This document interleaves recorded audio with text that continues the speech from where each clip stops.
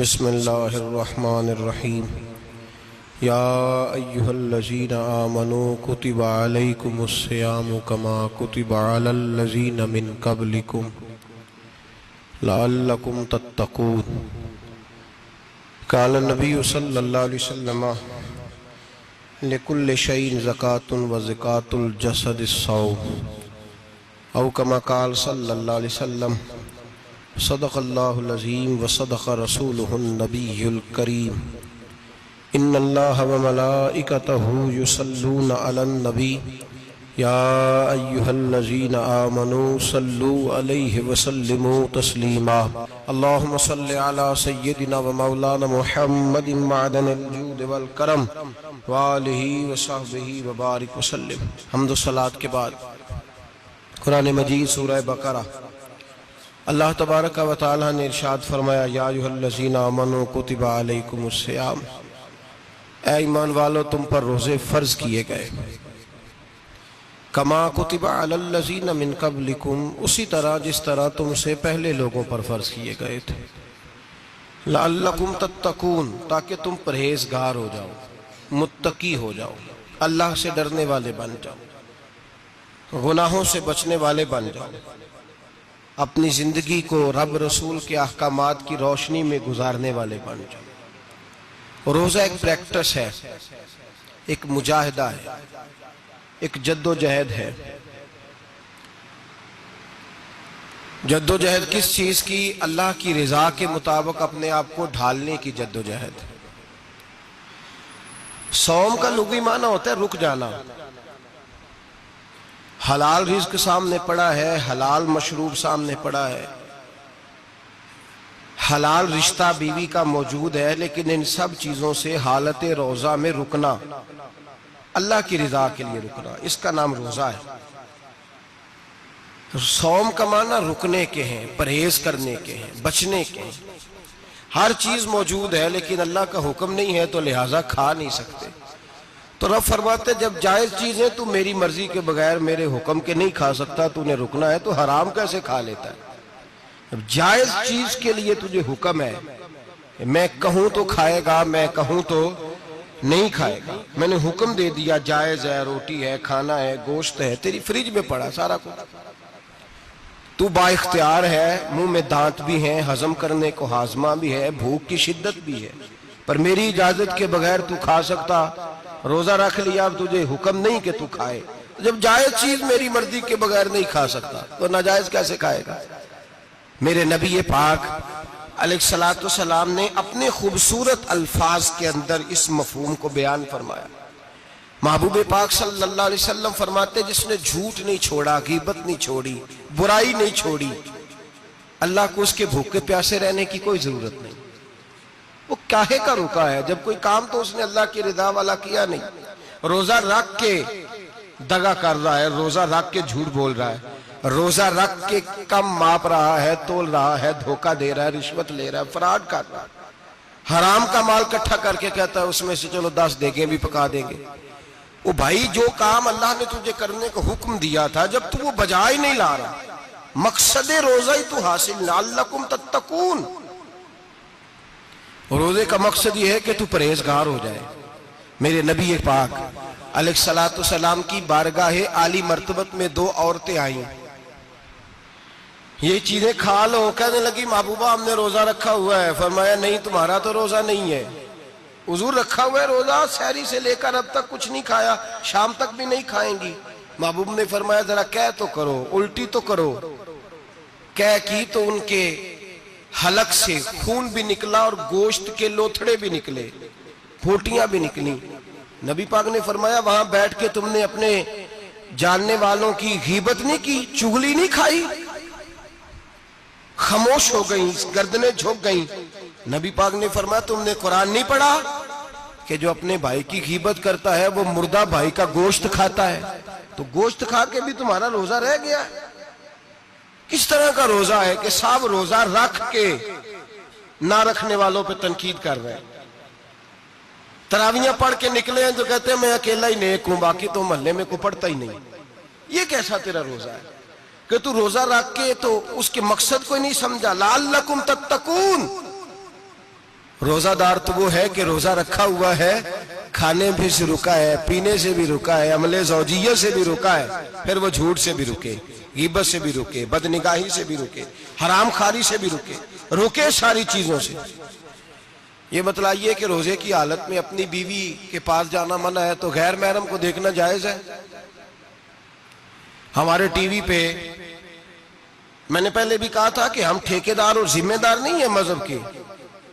یہاں ہمارے آنے سے پہلے بھی کوئی بیٹھا تھا، ہم مریں گے تو یہاں ہم سے بڑے بڑے نیک لوگ بیٹھیں گے، کوئی بندہ ذمہ دار نہیں ہے۔ بڑے بڑے کج کلا، صاحب جبہ و دستار، بڑے بڑے صاحب بصیرت، آئمہ، فقہا، علماء، زعماء، نقبہ، صوفیاء، اولیاء، غوث، کتب، ابدال، اوتاد، کتب الاقطاب، جانے کون کون آئے، علماء آئے، مفسرین آئے، محدثین آئے، گزر گئے۔ ہم تو خاک نشین لوگ ہیں، تھوڑا کام کرنے والے، تھوڑی صلاحیت رکھنے والے۔ لیکن بھائی اگر کرتے ہیں تو ایک کام کرتے ہیں، ساتھ دوسرا نہیں کرتے۔ یہ کس طرح کا دین سکھانے لوگ نکلے کہ شوال سے لے کر شعبان تک گانا سنایا جائے گا، شعبان سے لے کر شوال تک ناچ گانا کیا جائے گا، شوال سے لے کر شعبان تک دھما چوکڑی ہوگی، رمضان آئے گا تو حدیثیں سنائی جائیں گی، رمضان آئے گا تو لوگوں کو قرآن پڑھ کے سنایا جائے گا۔ یہ مذہب بانج نہیں ہے کہ گویے مذہب سکھائیں گے، ایکٹر مذہب سکھائیں گے۔ یہ مذہب بانج نہیں ہے کہ ایک گلاس کے اندر پہلے شراب پی لو، پھر اسی گلاس میں رمضان آئے تو شہد بانٹنا شروع کر دو۔ یہ بانج نہیں، یہ میرے رسول اللہ کا مذہب ہے۔ اگر تمہیں شوق ہے دین سیکھنے سکھانے کا، یکم رمضان کو توبہ کرو اور کہو کہ ہم ٹی وی پہ بیٹھ کے حدیثیں سنائیں گے تو سارا سال سنائیں گے، اور جس زبان سے حدیث نکلے گی پھر اس سے کبھی گندا گانا نہیں نکلے گا، پھر کبھی ناچ گانا نہیں ہوگا۔ یہ کون سا مذہب ہے جو بیویاں سکھا رہی ہیں؟ یہ کون سا دین ہے جو عورتیں سکھا رہی ہیں؟ میرے رسول پاک صلی اللہ تعالیٰ علیہ وآلہ وسلم کا وہ مذہب ہے کہ میرے اعلیٰ حضرت فاضل بریلوی رحمت اللہ علیہ نے فرمایا، مرد کے لیے جائز نہیں کہ وہ عورت کی زبان سے میلاد بھی سنے، نعت بھی سنے۔ مرد کے لیے جائز نہیں، مرد کو مرد سکھائے گا، عورت سکھائے گی تو عورتوں کو سکھائے گی۔ بے شک آپ سویرے فتویٰ دیجئے کہ چھوٹی سی مسجد میں بیٹھ کے، چھوٹے سے کونے میں بیٹھ کے چھوٹا سا مولوی، اور وہاں تو اتنے بڑے مفتی ٹی وی پہ بیٹھے ہوئے، وہ غلط ہے تو صحیح ہے کیسے ہو گئے؟ سنو، میرے نبی پاک علیہ الصلوۃ والسلام کے مذہب کا حسن یہ ہے کہ اسلام کہتا ہے ایک نظر بی بی کو دیکھا کسی نے غلطی سے تو معافی ہو جائے گی، دوسری نظر شہوت سے دیکھا تو حرام ہے اس کے لیے، وہ پاکستان کا مولوی ہو یا سعودی عرب کا شاہ ہو، کسی کے لیے عورتوں کے بیچ پھرنا اٹھنا بیٹھنا جائز ہے۔ میرے نبی پاک صلی اللہ تعالیٰ علیہ وسلم نے فرمایا ہے میں عورتوں سے مصافحہ کرنے نہیں آیا، اور میرے نبی پاک صلی اللہ علیہ وسلم نے فرمایا ہے، حضور فرماتے لیکن نا کتا بالکل ناپاک نہیں ہوتا، کتے کا تھوک ناپاک ہوتا ہے یا کتا گیلا ہو جائے تو ناپاک ہوتا ہے، لیکن خنزیر سارا ناپاک ہوتا ہے، کل ناپاک ہے خنزیر۔ نبی پاک نے فرمایا خنزیر بھی ہو اور گند میں لتھڑا ہوا بھی ہو، پیشاب میں لتھڑا ہوا ہو، گوبر میں لتھڑا ہوا ہو، پخانے اور فضلے میں لتھڑا ہوا خنزیر ہو، اس کا جسم تیرے ساتھ ٹکرا جائے تو اتنا برا نہیں جتنا غیر محرم عورت کا وجود تیرے ساتھ ٹکرا جائے تو برا ہے۔ اس حد تک میرے نبی پاک صلی اللہ علیہ وسلم اور گنبد کے معاملے میں فتویٰ دینے والے، یا رسول اللہ کہنے پر کفر کا فتویٰ دینے والے اور بڑی بڑی باتیں کرنے والے خاموش کیوں ہو گئے؟ یا ایھا الذین آمنوا لا تتخذوا اليہود والنصارى اولیاء، رب فرماتا ہے یہودیوں اور عیسائیوں کو دوست نہ بناؤ، یہ تمہارے دوست ہو سکتے، یہ تمہارے سجن ہو سکتے؟ جب عرش کا مالک کہہ رہا ہے سجن نہیں ہو سکتے تو دوستی کی بات کیسے بڑھا رہا ہے؟ یا رسول اللہ ہمارے سجن کون ہو سکتے ہیں؟ فرمایا تمہارا دوست وہ ہو سکتا ہے جو محمد عربی کا غلامی کرنے والا ہو، جو رسول اللہ کی نوکری کرنا ہو دوست ہوگا۔ دوسرا دوست ہو سکتا؟ کوئی ایکٹر مذہب نہیں سکھائے گا، کوئی گویہ مذہب نہیں سکھائے گا۔ حضرت جناب سیدنا جنید بغدادی، بغداد کے پیر سے کسی نے پوچھا تھا آج سے 1100-1200 سال پہلے، وہ تو زمانہ ویسے نیکی اور پرہیزگاری کا تھا، کہا بابا جی مرد اور عورت نیک ہو، बगैर पर्दे के, बगैर हिजाब के, बगैर दीवार के बैठकर एक दूसरे को दीन सिखा सकते हैं? हजरत साहब बताइए, मर्द और औरत नेक हो तो बगैर पर्दे और हिजाब के एक दूसरे को दीन सिखा सकते हैं? तो हजरत जुनैद बगदादी फरमाने लगे, सिखाने वाला हसन बसरी हो और सीखने वाली राबिया बसरी हो तो फिर भी बगैर पर्दे के बैठने की इजाजत नहीं। तो मुफ्ती साहब को इजाजत किसने दी? मौलाना साहब को इजाजत किसने दी? बड़ा वो नहीं होता जो टीवी पे ज्यादा आता है, बड़ा वो होता है जो रसूलुल्लाह के दीन पे अमल ज्यादा करता है। हजरत अब्दुल्लाह इब्ने मसूद रदी अल्लाह ताला अन्हु फरमाते, ज्यादा बातें करने वाला आलिम नहीं होता। हुजूर फिर आलिम कौन होता है? फरमाया पढ़ो कुरान, इन्नमा यख्शल्लाह मिन इबादिहिल उलमा। फरमाया बड़ा आलिम वो होता है जो अल्लाह से ज्यादा डरता है। इसलिए कि रब फरमाता है, मेरे बंदों में से जो आलिम वो हैं जो अल्लाह से ज्यादा डरते हैं, खौफ रखते हैं। तो मेरे भाई, रमजान अल मुबारक में बचना है, परहेज का वक्त है। तो कोई शख्स भी कोई शो ना देखे, मेरी मिन्नत है आप हजरात, कोई शो ना देखे। औरत का तो पर्दा है, तो हमें तो तमाशे पे लगा दिया गया। अजीब किस्म के एक्टर आ गए और मजहब सिखा रहे हैं। मेरी अपील है आपसे कि सहरी इफ्तारी के वक्त टेलीविजन बंद रखें। क्या चीज खोल के रखें? या कुरान खोल के रखें या रसूलुल्लाह का फरमान खोल के रखें। अल्लाह रसूल की तरफ तवज्जो रखें, वो सीखने सिखाने का वक्त है। छोड़े गवैयों से दीन सीखा जाएगा। आप हमें कोई शिकवा नहीं, ये पक्की तौबा करें, सवेरे आए आके दीन सिखाएं। और मैं उनसे भी अपील करूंगा कि आओ दीन सिखाओ।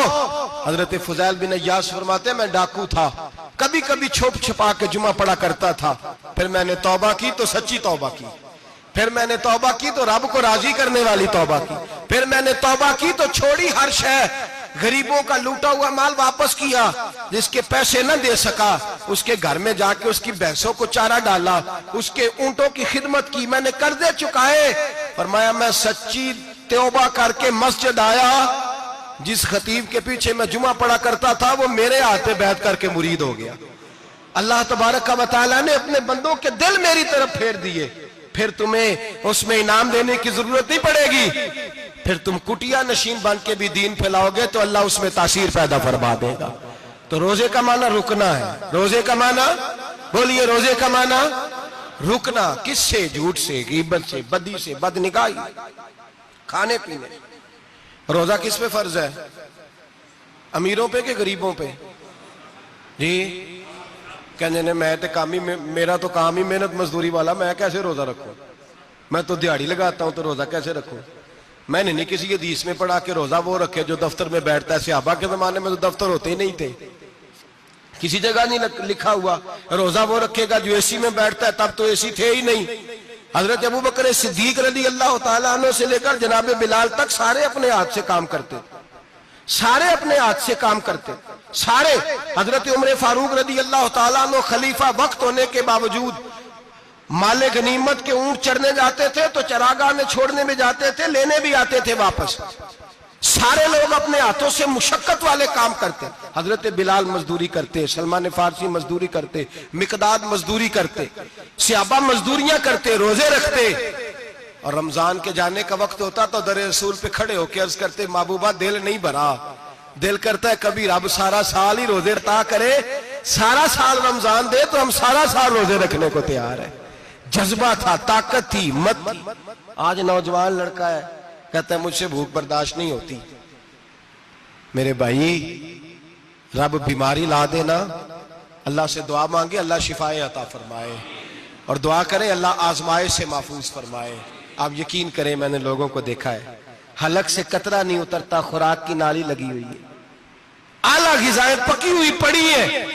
अर्श का मालिक कहता है मैं तेरे हलक से गुजरने नहीं दूंगा, कानून बन गया। मैंने देखा है ड्रिप पे लोग जिंदा है, बोतल लगी हुई है ग्लूकोज की, गुजारा चल रहा, आला ग़िज़ाएं पड़ी है, लाखों रुपया तिजोरी में पड़ा है। मालिक कहता है तू नहीं खा सकता, तो वो खाने नहीं देता, नहीं खाने देता। एक शख्स यूरोप के इलाके का, मैं किसी कालम नवीस का पढ़ रहा था, वो कहता है मेरी खरबों में जायदाद है, लेकिन मेरे मैदे में ऐसी तकलीफ है कि मैं आटे को छान कर जो ऊपर से बूरा निकलता है सिर्फ वो खा सकता हूं, उसके अलावा मैं कायनात की कोई नेमत खा नहीं सकता। और मेरे भाई, वो जब चाहे तो बड़े बड़े खाने खाने से तुझे रोक दे, تیرے دانت چبانے کے قابل نہ رہے، زبان نگلنے کے قابل نہ رہے، معدہ تیرا ہضم کرنے کے قابل نہ رہے، وہ جب چاہے تو جو مرضی کر لے، وہ کہتا چل تو میری مرضی پہ چلنا، 1 مہینہ میرے کہنے پہ نہ کھا، 1 مہینہ میرے کہنے پہ نہ کھا، تو یا اللہ تو کیا کرے گا؟ فرمایا صوم تصحو، میرے نبی پاک نے فرمایا تم روزے رکھو، اللہ تمہیں صحت عطا فرما دے گا، اللہ تندرستیاں دے دے گا، شفائیں دے دے گا، تم روزے رکھو، اللہ تمہیں، سبحان اللہ، اللہ تمہیں، اللہ طاقت دیتا ہے، ہمت دیتا ہے، اللہ ہمت دیتا ہے۔ میں نے دیکھا ہے، میں نے بزرگوں کو دیکھا ہے، ضعیف لوگوں کو دیکھا ہے، کمزور لوگوں کو دیکھا ہے، میں نے دیکھا ہے روزے رکھتے ہوئے، مزدوروں کو دیکھا ہے روزے رکھتے ہوئے۔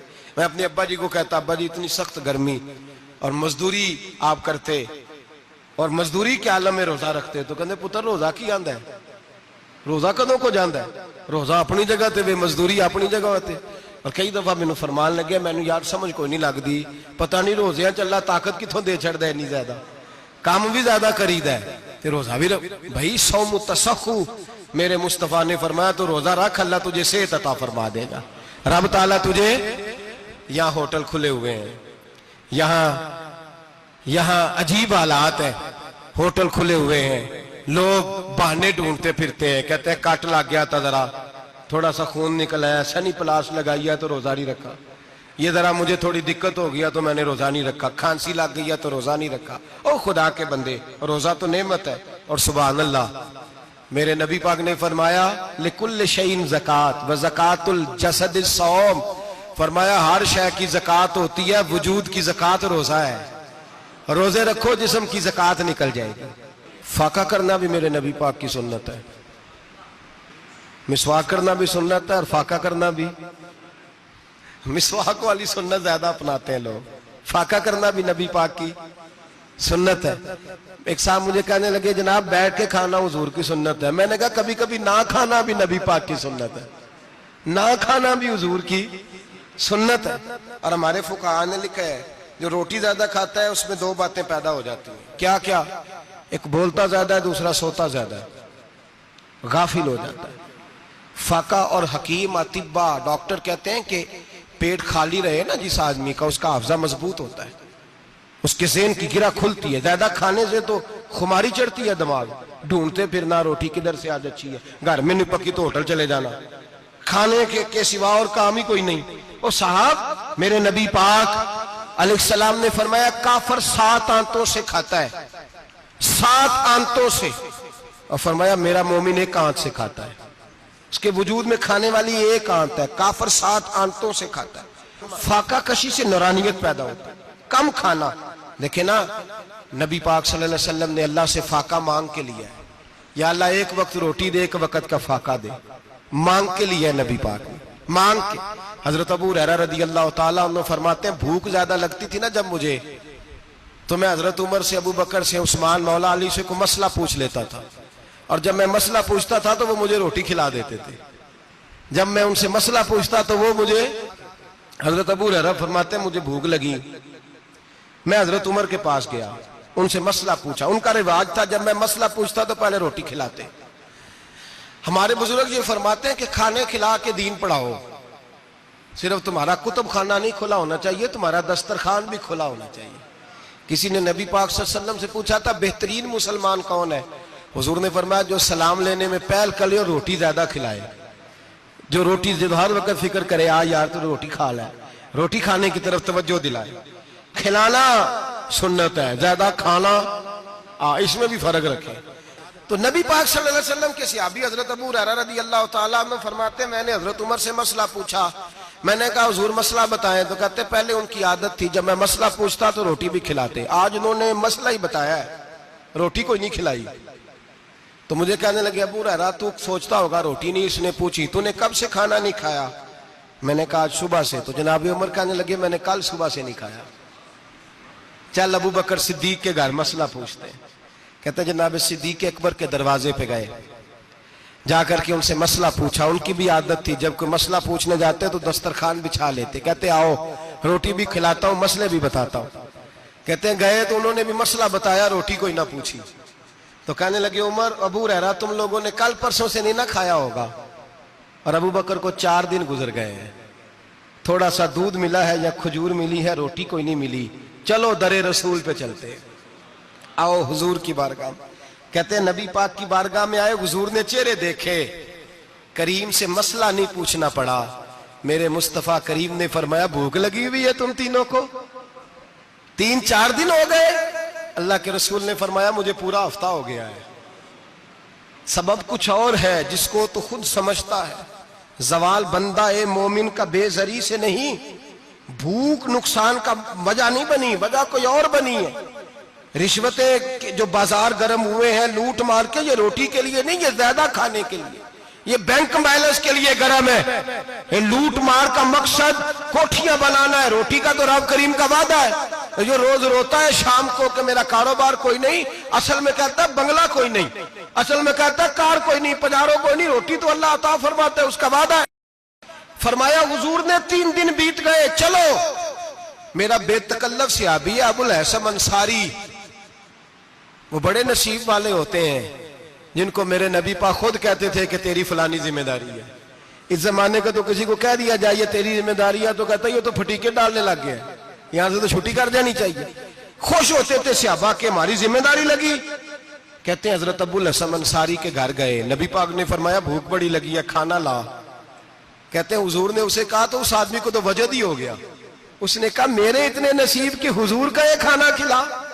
آؤ دیکھو دنیا والو، آج جو سب سے زیادہ عزت والا ہے وہ میرا مہمان بنا ہوا ہے۔ فرماتے ہیں وہ دوڑے گئے، بکری اٹھائی، ذبح کی، بیوی کو کہنے لگے روٹی تیار کر، ادھر کھجوریں توڑی، انگور توڑے، کہنے لگے حضور آپ جب تک تناول کریں تب تک کھانا پک جاتا ہے۔ حضرت عمر کہتے ہیں روٹی پک کے آئی، بڑا پیارا گوشت، بڑا اچھا سالن، بڑا خوبصورت خلوص والا کھانا۔ فرماتے ہیں میں نے بڑا ہی کھایا۔ نبی پاک نے نہ ایک روٹی لی اور چھوٹی چپاتی، تھوڑا تھوڑا سالن کونوں سے، اور جب نبی پاک نے کھا لیا تو حضور کی آنکھوں میں آنسو آئے۔ حضرت عمر کہنے لگے حضور روئے کیوں؟ نبی پاک نے فرمایا سوچتا ہوں 7 دن کے فاقے کے بعد کھایا ہے، پر ڈرتا ہوں رب اس کا حساب پوچھے گا تو جواب کیسے دینا ہے، اس کا حساب بھی تو دینا ہے نا جو کھایا ہے۔ تو حضرت عمر فاروق کے ہاتھ میں کچھ چیز تھی، زور سے زمین پہ ماری، کہا محبوبہ 7 دن کے بعد بھی روٹی کھائے تو حساب دینا ہے۔ نبی پاک فرمانے لگے عمر وہ مالک ہے نا، تو جب دیتا ہے تو حساب نہیں لے سکتا، حساب تو دینا ہے، حساب تو دینا ہے، تیاری رکھو۔ صحابہ کرام فرماتے ہم نے ارادہ کیا کہ آج کے بعد ہم پھر فاقے کریں گے، کم کھائیں گے، اس لیے کہ حساب دینا ہے۔ میرے بھائی وہ فاقہ کشی کرتے تھے، ڈرتے تھے۔ یہاں تو لوگ کھا کے بیمار ہیں، کھاتے جا رہے ہیں، سوتے جا رہے ہیں، کھاتے جا رہے ہیں، سوتے جا رہے ہیں۔ یہ بھی وقت آئے گا رمضان شریف کا، سویرے درس پہ آؤ کہتے نیند بڑی آتی ہے، سویرے 2 سپارے پڑھ کے سویا کرو کہتے صاحب نیند بڑی آتی ہے، فجر کے بعد ہی تو وقت ہوتا ہے اللہ اللہ کرنے کا، سحری کا، کھاتے جا رہے ہیں، سوتے۔ لوگ جماعت سے نماز نہیں پڑھتے، سو جاتے، جماعت کا ثواب چھوڑ کے سو جائیں گے۔ بھائی رمضان مبارک میں فاقہ کشی کی ٹریننگ ہوتی ہے، فاقہ کشی کی تربیت لے، رمضان میں روکے اپنے آپ کو، تربیت ہوگی۔ اور ہمارے صوفیاء فرماتے ہیں جو زیادہ کھاتا ہے اس کا نفس اس کو زیادہ پہ مائل کرتا ہے، خواہشات نفس پیدا ہوتی ہیں۔ میرے نبی پاک علیہ السلام نے جوانوں کو حکم دیا ہے یا معاشر الشباب، او جوانوں، یا رسول اللہ کیا حکم ہے؟ فرمایا یا نکاح کر لو اگر طاقت ہے، نہیں طاقت تو روزے رکھو۔ حضور روزے سے کیا ہوگا؟ فرمایا تمہارا نفس کچلا جائے گا، شیطان وسوسہ اندوزی نہیں کرے گا۔ آج نوجوان بڑھ بڑھ کے کھاتا ہے، بہت زیادہ کھاتا ہے، کبھی اس ہوٹل سے کھاتا ہے، کبھی اس ہوٹل سے کھاتا ہے۔ اتنا زیادہ کھائیں گے تو نفسانی قوتیں اچھل کر کے آئیں گی، مشکل ہو جائے۔ شادیاں دیر سے ہوتی ہیں، ماں باپ آنکھیں بند کر کے بیٹھے ہوئے ہیں۔ اگر ماں باپ کی ذمہ داری ہو اور ماں باپ نکاح نہ کرے تو نبی پاک نے فرمایا بچے گناہ کریں گے تو جتنا گناہ بچے کو اتنا باپ کو بھی ہوگا۔ تو ماں باپ چپ ہیں، دوسرا شادی مشکل بڑی ہے، مہنگی بڑی، اور تیسرا نہیں کر رہے، کچھ لوگ تو روزے بھی نہیں رکھ رہے۔ تو رمضان ان کے لیے بھی وقت ہے، نفسانی قوتیں کچلی جائیں گی، کھانا جتنا کم کھایا جائے گا اتنا وجود کے اندر نفسانی خواہشات کم پیدا ہوں۔ تو رمضان تو پریکٹس ہے مجاہدے کی، دین کی۔ اور دوسرا میرے حبیب پاک صلی اللہ علیہ وسلم نے فرمایا ہے، حضور فرماتے ہیں کہ رمضان اور قرآن کا آپس میں رشتہ ہے۔ قرآن پاک کتنا پڑھنا چاہیے روزانہ؟ زیادہ سے اللہ جزا دے. امید ہے آپ زیادہ سے زیادہ ہی پڑھتے ہوں گے. بھائی سنیں، حدیث مبارکہ میں نبی پاک نے فرمایا رمضان اور قرآن دونوں مل کے نا، بڑی پیاری حدیث ہے، فرمایا دونوں مل کے اللہ کی بارگاہ میں میری امت کی سفارش کریں گے. رمضان اور اللہ اکبر. کس طرح؟ نبی پاک فرماتے ہیں رمضان کہے گا اے اللہ دن کے وقت میں نے اسے تیری رضا کے لیے کھانے پینے سے باز رکھا، اور قرآن کہے گا یا اللہ رات کو تیری رضا کے لیے کھڑا ہو کے یہ قرآن سنتا تھا. رمضان اور قرآن دونوں سفارش کریں گے. ہم نا بڑا کچھ پڑھتے ہیں، سنتے ہیں، سیکھتے ہیں. اب یقین کریں یہ کھاتے بھائی کا بھائی سے اختلاف ہو جائے نا تو وہ 30 سال پرانے کھاتے کھول کے لے آتا ہے، ساری رات ڈھونڈتا ہے کہ میرے پیسے کہاں سے نکلتے ہیں، پڑھ لیتا ہے. قرآن پاک کی باری آتی ہے تو نہیں پڑھتے قرآن پاک. ابا جی کا ختم ہوتا ہے تو مانگتے پھرتے ہیں، کہتے 2 قرآن پاک 10 قرآن پاک. یہ باتیں بتانی نہیں چاہیے، کرنی نہیں چاہیے، لیکن چونکہ تربیت کے لیے بیٹھا ہوں تو کر دیتا ہوں. میرے شاگردوں سے پوچھیں، یہاں مدرسہ ہے الحمدللہ، درجنوں طلباء ہیں، اساتذہ ہیں، میرے پیر بھائی ہیں، اور میرا یہ دعویٰ ہے کہ شاید کوئی کسی سے اتنا پیار کرتا ہو جتنے میرے شاگرد اور مرید مجھ سے کرتے ہیں. لیکن میں نے کبھی کسی سے نہیں کہا کہ ذرا سورت فاتحہ پڑھ کے دینا، میں نے اپنے ابا جی کو ثواب دینا ہے. پوچھ لیں کسی سے نہیں کبھی کہا. کبھی نہیں میں نے کہا کہ ذرا مجھے تھوڑا سا قرآن پڑھ دیں. میں اس کو ناجائز نہیں کہتا، پڑھوانا چاہیے، لیکن میں اپنے والدین کے لیے کبھی سوال نہیں کرتا کہ مجھے ذرا پڑھ کے دو، میں نے بخشنا ہے. اس لیے کہ میں نے ذاتی طور پہ روٹین بنائی ہے. میں سمجھتا ہوں کہ کائنات کے اندر میرے اوپر جن لوگوں نے احسان کیے ان میں سب سے زیادہ حصہ میرے ماں باپ کا ہے. میں سمجھتا ہوں اس بات. کتنا نالائق ہوں میں کہ میں 1 مہینے میں ایک قرآن پاک بھی پڑھ کے ان کی روح کو احسال نہیں کر سکتا. میرا یہ طریقہ ہے ذاتی، میں قدغن نہیں لگاتا، میرا ذاتی طریقہ یہ. الحمد سے شروع کرو اور 2 سورتیں چھوڑ کے قرآن پاک ختم کر دو آخری، اور پھر فلق اور ناس صورتیں ساتھ لے جاؤ. یہاں بیٹھ کے سال ثواب نہیں کرنا، ختم نہیں دلانا، ساتھ لے جاؤ، قبر پہ کھڑے ہو جاؤ اور فلق اور ناس صورتیں قبر پہ بیٹھ کے تلاوت کرو. اور جو قرآن مجید پڑھا ہے ان کی روح کو وہاں احسال کرو. او بھائی، اولاد جب ماں باپ کے لیے پڑھتی ہے تو اسے کہنا نہیں پڑتا اللہ بخش دے، اس لیے کہ اولاد کی نیکیاں خود بخود ماں باپ کے کھاتے میں جمع ہوتی ہیں، خود نیکیاں جمع ہوتی ہیں. میرے بھائی تو بچوں سے یہ تو مطالبہ کرتا ہے کہ بیٹا اس سال رمضان المبارک میں میرے لیے ستو ضرور بنانا، فلانی چٹنی ضرور تیار کرنا. یہ کیوں نہیں کہتا بیوی سے کہ ڈشیں کم بنانا، تو بھی بیٹھ کے قرآن پاک پڑھ، میں بھی قرآن پاک پڑھتا ہوں. ادھر آؤ بیٹا یہاں بیٹھ کے تلاوت کرو، میں بھی کرتا ہوں. بیٹی ادھر آؤ بیٹھ کے قرآن پاک پڑھو. کتنا وقت لگتا ہے؟ حافظ اور قاری اور علماء اگر پڑھے تو 20-25 منٹ لگتے ہیں قرآن پاک کا سپارہ پڑھنے، اور اٹک اٹک کے پڑھنے والا بھی پڑھے تو 1 گھنٹہ لگ جائے گا. اور میرے نبی پاک صلی اللہ علیہ وسلم نے فرمایا جو قرآن پڑھتے ہوئے اٹکتا ہے اللہ اسے ڈبل ثواب عطا فرماتا ہے. فرمایا جو زبانی پڑھے سنگل ثواب، جو دیکھ کے پڑھے اسے ڈبل ثواب. حضور کیوں؟ فرمایا اس لیے کہ میرا قرآن دیکھنے پہ بھی اللہ ثواب عطا فرماتا ہے. قرآن دیکھنے پہ بھی اللہ ثواب دیتا ہے، دیکھنے کا بھی ثواب. رمضان شریف میں قرآن پاک پڑھے، کھول کے پڑھے. اور میرے بھائی اگر تیرا بچہ پڑھے، اگر تیری بیٹی پڑھے، کائنات کا خوش نصیب باپ وہ ہے کہ بیٹا قرآن پڑھے، چاہے ناظرہ ہی پڑھے. جس کی بیٹی پڑھے، زندگی میں انہیں اس کام پہ لگا جاؤ، مرنے کے بعد بھی پڑھیں گے. امام جلال الدین سیوطی شافعی رحمت اللہ علیہ فرماتے ہیں حضرت عیسیٰ قبر کے پاس سے گزرے، قبر پہ عذاب ہو رہا تھا، اللہ کا غضب برس رہا تھا. جناب عیسیٰ استغفار پڑھتے ڈرتے گزر گئے.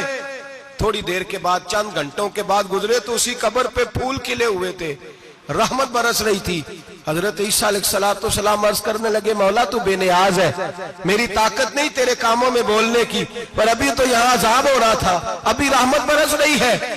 جناب عیسیٰ کہتے ہیں آواز خدا بندی آئی، عیسیٰ بندہ بڑا گناہگار تھا، پاپی تھا، مجرم تھا، خطاکار تھا، لیکن جب اس کا انتقال ہوا، اس کی بیوی حاملہ تھی، اس کے پیٹ میں بچہ تھا، بچہ اس کے انتقال کے بعد پیدا ہوا. آج وہ 4-4.5 سال کا ہوا ہے، مکتب میں گیا ہے، مدرسہ میں گیا ہے، استاد نے بسم اللہ شریف پڑھائی ہے. فرمایا اس نے توتلی زبان سے کہا ہے بسم اللہ الرحمن الرحیم. کہا عیسیٰ مجھے بتلا اس زمین پر وہ معصوم جسے ابھی رحمان اور رحیم کہنا نہیں آتا، وہ توتلی زبان سے مجھے رحمان اور رحیم کہے اور میں اسی زمین پہ اس کے باپ کو عذاب دوں؟ فرمایا اس نے ایک بار رحمان اور رحیم کہا ہے، میں نے اس کی باپ کی قبر کو نور سے معمور فرما دیا ہے، نور سے بھر دی ہے قبر، برکت سے بھر دی ہے۔ اللہ کرے میرے بیٹے بھی قرآن پڑھیں، اللہ کرے میری بیٹیاں بھی قرآن پڑھیں، اللہ کرے ہم سب کی اولادیں قرآن پاک پڑھیں۔ لیکن نا امام اعظم ابو حنیفہ رمضان میں 61 قرآن پاک پڑھتے تھے۔ کتنے؟ 60 ٹیک اللہ اکبر۔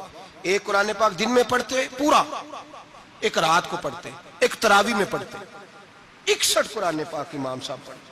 آپ فرماتے میں نے چھوڑ دیے ہیں سارے وظیفے، میں صرف رسول اللہ کا قرآن پڑھتا ہوں۔ رمضان سارا قرآن پاک، سارا رمضان۔ اب تو عادت ہی نہیں رہی ہمیں قرآن پاک کی۔ اگر لوگ ناراض نہ ہوں تو محفل نعت ہوتی ہے تو تلاوتیں کتنی ہوتی ہیں، اور نعتیں ہم نے ذوق ہی نہیں بنایا، ذوق ہی نہیں بنایا ہم نے تلاوت قرآن کا۔ اس لیے کہ قراء، علماء، فقراء ان کو ہم تیار ہی نہیں کر رہے، ہم تو ایکٹر پال رہے ہیں جو پیسے لیتے ہیں نعت خوانی کے، معاذ اللہ۔ او میرے بھائی، کیا قرآن میرے نبی کی نعت نہیں؟ حضرت عائشہ صدیقہ رضی اللہ تعالیٰ عنہ کے پاس صحابہ گئے، کہنے لگے اماں جی ہمیں نبی پاک کا اخلاق بتلائیں۔ تو اماں جی کہنے لگی جاؤ جا کے قرآن پاک پڑھو، کالا خلقہ القرآن، سارا قرآن میرے نبی کے اخلاق کا انعام ہے۔ یہ ساری نعت ہے، یہ ساری نعت ہے۔ اس نعت کو سننے لوگ کیوں نہیں آتے؟ اتنا رش میں اپنے نعت میں اتنا تراویح پہ کیوں نہیں ہوتا؟ اور ملت کا جوان یاد رکھے، بوڑھے تراویحاں پڑھتے ہیں، ضعیف تراویحاں پڑھتے ہیں، گھٹنوں میں درد ہے تراویحاں پڑھتے ہیں، بیمار بوڑھے تراویحاں پڑھتے ہیں، جوان وہاں چوک میں کھڑے۔ کیا جوانی اس لیے ہے چوکوں میں کھڑا ہوا جائے؟ کیا جوانی اس لیے ہے کہ سعودی عرب جانے کے لیے پاسپورٹ بنانا ہو تو 2.5 گھنٹے کھڑا رہے؟ تو شناختی کارڈ کے دفتر تو کھڑا رہے، پروٹیکٹر کے لیے کھڑا رہے، کافروں کے سامنے کاسا لیسی کرنے کے لیے تو کھڑا رہے، تو نوکری پہ جائے تو ساری رات کھڑا رہے، اور تو قرآن کے لیے کھڑا نہیں ہوتا؟ میرے محبوب نے فرمایا من قام ایمانا واحتسابا غفر له ما تقدم من ذنبه۔ فرمایا جو رمضان المبارک میں اللہ کی رضا کے لیے گناہوں کی معافی کے ارادے سے قیام کرے گا، راتوں کو عبادت کرے گا، اللہ اس کے پچھلے سارے گناہ معاف فرما دے گا۔ نوجوان ارادہ کریں، پروگرام بنائیں کہ انشاءاللہ قرآن پڑھنا بھی ہے، قرآن پڑھوانا بھی ہے، سننا بھی ہے، اور انشاءاللہ بولیے سننا بھی ہے اور پڑھنا بھی ہے اور پڑھانا بھی۔ ہمت کریں، دلیری کریں، آکے کھڑے تو ہو، اللہ توفیق عطا کرے گا۔ پہلی بات یہ کہ روزہ رکھیں، دوسری بات یہ کہ قرآن پاک کی تلاوت کریں، اور روزہ رکھیں تو روزے کے سارے حسن سمیت اسے رکھیں۔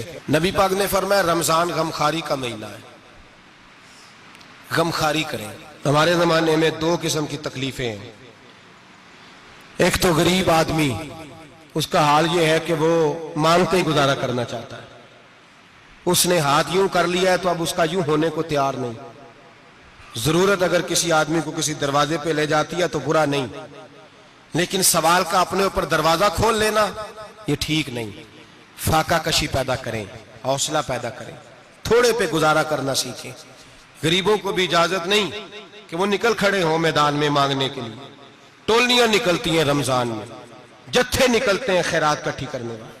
بچیں، میرے نبی پاک صلی اللہ علیہ وسلم نے فرمایا جس نے بغیر ضرورت کے سوال کیا، جب قیامت کے دن آئے گا تو اس کے چہرے کے اوپر گوشت نہیں ہوگا، صرف ڈھانچہ ہی ہوگا۔ اتنی بھیانک صورت میں آئے، بغیر اشد ضرورت کے سوال نہ کر، کبھی سوال نہ کر۔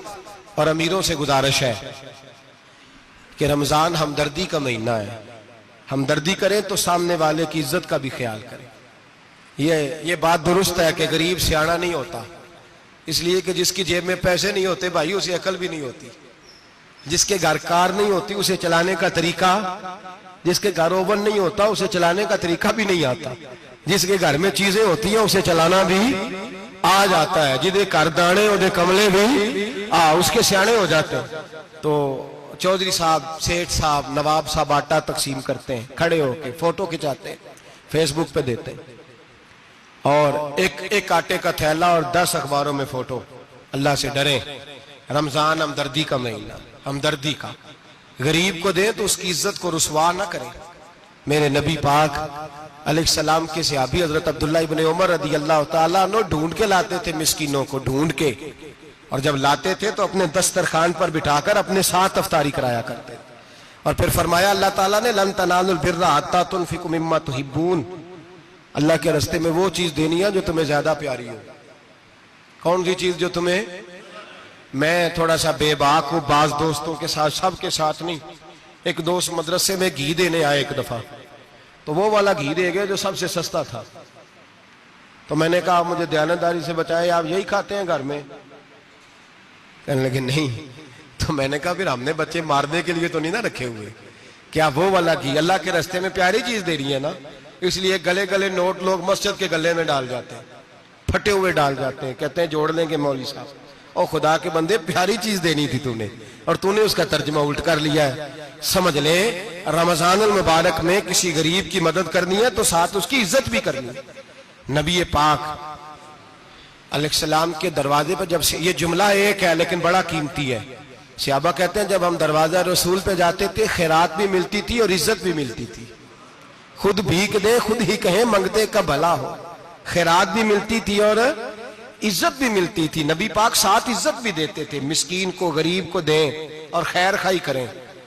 جوتے بیچنے والے جوتوں کے ریٹ سستے کریں، کپڑا بیچنے والے کپڑے کا ریٹ، درزی صاحب بھی ریٹ سستا کریں، دکاندار بھی چیزوں کا ریٹ، حکیم صاحب پیسے کم لیں، ڈاکٹر پیسے کم کریں، حکومت نرخوں میں کمی کرے، اور یہ کام اجتماعی طور پہ کریں. میرے نبی پاک نے فرمایا رمضان غمخواری کا مہینہ ہے، اس میں غمخواری کرنی ہے، دوسرے کا خیال کریں، اظہار کریں، قربانی کریں. یہاں ہر چیز کا ریٹ بڑھ جاتا ہے رمضان شریف میں. ہر آدمی کہتا ہے میرا سیزن آ گیا ہے، توجہ بڑھائیں، خیال کریں، غمخواری کا مہینہ ہے. اور پھر آپ لوگوں سے یہ بھی گزارش ہے کہ رمضان المبارک کا جب مہینہ آئے تو جس آدمی کے ساتھ نیکی کرنی ہے وقت پہ کریں. کسی غریب کو پیسے دینے ہیں، کپڑے دینے ہیں تو یکم رمضان کو دیں. میں اکثر دوستوں سے پوچھتا ہوں، میں کہتا ہوں قاری صاحب نو جوڑا کدو دیندے ہو؟ کہندے 27 والے دن. میں کہا مینوں لگ گئی سمجھ، تہاڈی سازش ہے کدھرے سواں کے پا نہ لوے. ایویں مولوی چودھری صاحب دے نال دے کپڑے پا لے تے کتے لکھیا ہے اینوں دینا ہے 27. تسی دسو 27 والے دن کو درزی سی کے دیندا ہے، اونوں 3 گنا بھی پیسے دئیے تے کہندا جڑے باقی نے انہاں دے نہیں بٹن پہ لگ دے میرے کولوں. کتھوں جوڑا سی کے؟ تو کس دن دیتے ہو قاری صاحب کو؟ کیا مقصد ہے؟ پہننے کے لیے دے رہے ہو یا اس لیے دے رہے ہو کہ نہ پہن سکے؟ تو بھائی آپ جب کسی کو کوئی چیز دیں گے تو کب دیں گے؟ جب وہ استعمال کر سکے. غریب کو لوگ فطرانہ دینے جاتے ہیں عید سے ایک دن پہلے، تو کیا کرے گا اس کا؟ وہ نہ تو کپڑے خرید سکا نہ روٹی لا سکا. بلکہ میرے حضرت صاحب فرماتے ہیں رمضان سے پہلے دے دو، رمضان کی نیت کر کے رمضان سے 1-2 دن پہلے دے دو، اللہ رمضان جتنا ثواب ہی عطا فرمائے گا. رمضان سے پہلے دو جس کو کچھ ہے دن، قبل از وقت تیاری کرو. اور میرے قبلہ صاحب فرمایا کرتے اپنے کپڑے بعد میں، غریب کے بچوں کے کپڑے پہلے، اپنے گھر کی ضروریات بعد میں، غریبوں کی ضروریات. اس لیے کہ اللہ پاک نے ان کا رزق بھی ہمارے گھر بھیج دیا ہے. ہماری ڈیوٹی لگائی ہے کہ تم نے بانٹنا، بانٹنے والے بنو. اور یہ ذہن بنائے کہ پتہ نہیں کس کا حصہ تھا جو اللہ نے میرے گھر بھیجا. یہ ذہن بنا کے بانٹ. اور جس کو دینے جائیں، ہاں آپ کو اجازت ہے تھوڑا بہت پتہ کرنے کی، لیکن تھوڑا بہت تفتیش کرنے کی اجازت، بال کی کھال اتارنے کی اجازت. میں نے دیکھا ہے لوگ غریبوں کا انٹرویو لیتے ہیں، تیرا تو فلانا کمانے والا نہیں، تیرا تو فلاں بچہ. او بھائی بہت سارے غریب ایسے ہیں، بڑے ہیں جو کمانے کی کوشش کرتے ہیں لیکن ان کا سبب نہیں بنتا. ہاں ہے ایسے لوگ جو سعودی عرب چلے گئے ہیں، کہتے ہیں تیرا تو فلاں باہر نہیں گیا ہے، گیا ہے، لیکن سارے سعودی عرب جانے والے بھی مال کمانے کی طاقت نہیں رکھتے. کئی وہاں بھی بیٹھ کے بیچارے قرضوں میں الجھے ہوئے ہیں، وہاں والوں کے ظلم کا شکار ہیں، بہت ساری آزمائشوں میں. تو تفتیش کرتا ہے. میرے امام شافعی کا ایک جملہ اگر آپ کو یاد رہ گیا تو بات بن جائے گی. امام شافعی رحمت اللہ، بلکہ حضرت غوث اعظم جیلانی کے پاس وہ بات آپ کو زیادہ فائدہ دے گی. حضرت غوث اعظم جیلانی کو ان کا ایک مرید سمجھانے لگ گیا، کہنے لگا حضرت جی آپ سب کو ہی دیتے رہتے ہیں، ہر بندہ مستحق نہیں ہوتا، ذرا ٹٹول کے دیا کریں. تو غوث اعظم جیلانی فرمانے لگے بھائی مجھے تو لگتا ہے تو بھی ان چیزوں کا مستحق نہیں تھا جو اللہ نے تجھے عطا کر دی ہے. پہلے تو بتا تو مستحق تھا، تجھے اپنی حیثیت اوقات کا پتہ ہے جو اللہ نے تجھے دے دی ہے؟ طاقت تھی کوالٹی تھی تیرے اندر، وہ صلاحیت تھی، رب نے تو نہیں تیری تفتیش کی کہ تو قابل ہے کہ نہیں، تو اللہ کے بندوں کی تفتیش کرتا پڑتا ہے۔ امام شافعی فرمایا کرتے، امام شافعی فرماتے رب تجھے پرکھ کے نہیں دیتا، ٹٹول کے نہیں دیتا، رسوا کر کے نہیں دیتا، تو غریبوں کے ساتھ یہ سارا ظلم کیوں کرتا ہے؟ بس پتہ چل گیا وہ ضرورت مند ہے تو دے، اس لیے کہ اجر تجھے غریب نے نہیں دینا، اجر اللہ نے دینا ہے، اور اللہ اجر عمل پہ نہیں دیتا، اللہ تو نیت پہ اجر عطا فرماتا ہے۔ تو نیت دیکھ تیری کس طرح کی، تو میرے بھائی غریب کو دیں، قبل از وقت دیں۔ رمضان مبارک میں چوتھا کام، بات آخری اور چوتھا کام سنیں، رمضان میں دین سیکھیں۔ شیطان قید ہوتا ہے زیادہ سے زیادہ، اور جب آدمیوں کا پیٹ خالی ہوتا ہے نا تو ذہن جو ہوتا ہے نا وہ بھی اس کا فریش ہوتا ہے، اس میں کوشش کریں دین سیکھنے کی۔ میرے نبی کریم صلی اللہ علیہ وسلم نے اس دین کو علم کا دین قرار دیا ہے، شعور کا دین قرار دیا ہے، فہم کا دین قرار دیا ہے۔ نبی پاک صلی اللہ علیہ وسلم نے فرمایا ایک عبادت کرنے والا عشاء کے بعد کھڑا ہو اور فجر تک نماز پڑھتا رہے، ایک عالم دین عشاء پڑھ کے سو جائے، اٹھ کے فجر پڑھ لے، تو وہ 70 عبادت کرنے والوں کا درجہ زیادہ نہیں، عالم کا درجہ پھر بھی زیادہ ہے، اس عالم دین کا درجہ زیادہ ہے، اس لیے کہ وہ لوگوں کو آگاہی دیتا ہے، شعور بخشتا ہے۔ یہ دین جو ہے یہ، اور نبی پاک صلی اللہ علیہ وسلم نے فرمایا عبادت کرنے والے پر عالم کا درجہ اتنا ہی زیادہ ہے جتنا میرا درجہ اپنے غلاموں پر زیادہ ہے۔ عالم کو حضور نے اتنا بڑا مقام دیا۔ دین سیکھیں، شعور حاصل کریں، یہ فقاہت کا دین ہے، شعور حاصل کرنے کا دین ہے۔ اور نبی پاک صلی اللہ علیہ وسلم نے فرمایا دین کی ایک بات سیکھ لینا 1000 نفل پڑھنے سے زیادہ درجہ رکھتی ہے، دین کی ایک بات سیکھ لینا 1000 جنازے میں شرکت سے زیادہ درجہ رکھتی، دین کی ایک بات سیکھ لینا، میرے نبی پاک صلی اللہ تعالی علیہ وسلم ارشاد فرماتے 1000 مریض کی عیادت کرنے سے زیادہ درجہ رکھتی ہے۔ فرمایا جس نے رات کے ایک لمحے میں دین کی ایک بات سیکھی، اللہ اسے ساری رات عبادت کرنے سے زیادہ ثواب عطا فرمائے گا۔ میرے ایسا فرمایا کرتے جب سیکھنے والے کو یہ ثواب ملے گا تو بتائیے سکھانے والے کو کتنا ثواب ملے، اسے اللہ کتنا درد۔ رمضان آ رہا ہے، شیطان قید ہے، دین پھیلانے کی کوشش کریں، جد و جہد کریں۔ بڑی نیند آتی ہے فجر پڑھ کے، لیکن اگر کسی کا ارادہ بن جائے کہ دین سیکھنا بھی ہے اور دین بچوں کو، تو پھر کوئی نیند غلبہ۔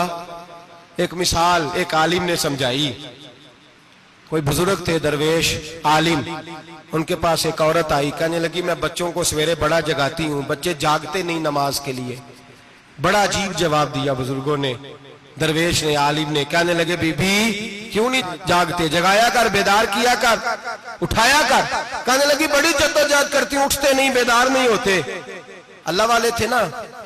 کہنے لگے یہ بتا اگر اس کمرے میں آگ لگ جائے تو پھر بچوں کو کیسے بیدار کرے گی، آگ سے بچانے کے لیے کیا کرے گی؟ پھر تو بالوں سے پکڑ بھی گھسیٹنا پڑا تو گھسیٹ کے کمرے سے لاؤں گی، پھر تو چوٹیں لگتی ہیں تو لگ جائیں، پھر میں پرواہ نہیں کروں گی۔ آپ فرمانے لگے یوں سمجھ لے جہنم کی آگ جل رہی ہے، اگر تیرے بچے نے نماز نہ پڑھی تو آگ لگ جائے گی، اگر اس نے عبادت نہ کی تو اسے آگ، اب جیسے بھی تجھے اٹھانا پڑتا ہے اٹھا گھسیٹ کے باہر لا، لیکن اس کی نماز قضا۔ نیند بڑی آ رہی ہے سویرے، لیکن اگر دین نہ سیکھا تو مشکل ہو جائے۔ جیسے بھی اپنے آپ کو جگانا چاہیے، ہمت کرنی چاہیے، دلیری کرنی چاہیے۔ ہمیشہ مدحت خیر الانام میں گزرے، دعا ہے یہ عمر درود و سلام میں گزرے۔ آخر دعوانا